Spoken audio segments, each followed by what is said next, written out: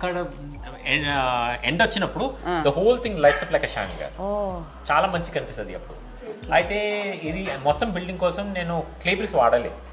ఇట్లా clay bricks ఉంది కదా, అది పక్క ఇల్లు కడితే మిగిలితే నేను తెచ్చుకున్నాను ఇక్కడ. కానీ నేను మా ఇంటికి క్లే బ్రిక్స్ వాడలే. ఇండస్ట్రియల్ వేస్ట్ ఉంటుంది ఫ్లై యాష్ బ్రిక్స్ అని, అది వాడుతున్నాను.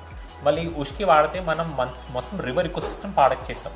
రివర్ ఎకో సిస్టమ్ అంటే ఒట్టి చేపలు ఇంకా చెట్లు లేవు, రైతులు రివర్ బ్యాంక్ పైన రైతులు ఉంటాయి, అడవిలు ఉంటాయి, మనుషులు ఉంటాయి, మొత్తం పాడైపోతుంది.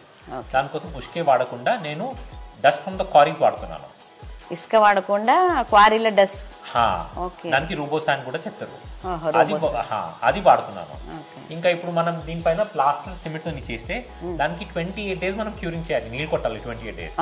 అది సేవ్ చేయాలని మొత్తం బిల్డింగ్ లా గోడలకి ఇంకా సీలింగ్ కి జిప్సమ్ తోని ప్లాస్టర్ చేపించాను.